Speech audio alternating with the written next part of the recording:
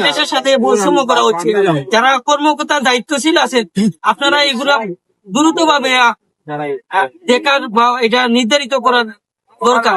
যেহেতু সিলেটের আপনারা খানাচে খানাচে রোড গুলা দেখবেন যে প্রপারলি যে ওইখানে ভাঙ্গা ওইখানে ভাঙ্গা, এটা কেন ভাই? আমাদের ঢাকা থেকে সিলেটে আসতে লাগে একদিন লাগে, যেখানে লাগার কথা 12 ঘন্টা 6 ঘন্টা।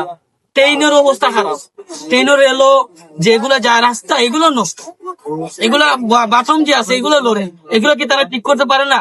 সিলেটের রাস্তায় খালি সিলেটের সাথে বৈষম্য করলে হবে?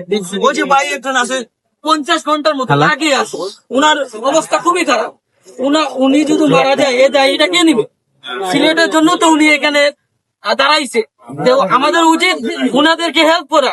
সবাই মিলে যদি আমরা বাই পাশে এবং সিলেটের পাশে যদি আমরা দাঁড়াই, ইনশাআল্লাহ আমরা সিলেটকে বহু দূর নিয়ে যেতে পারবো। যেহেতু বলছিলাম দ্বিতীয় লন্ডন হিসেবে আমরা দেখতে পাবো। আমি মোহাম্মদ ইমরান হোসেন, আমি সিলেট বিভাগ কেন্দ্রীয় আহ্বায়ক বিরাট বাংলাদেশ। আমি রেপিটা বাংলাদেশ সিলেট জেলার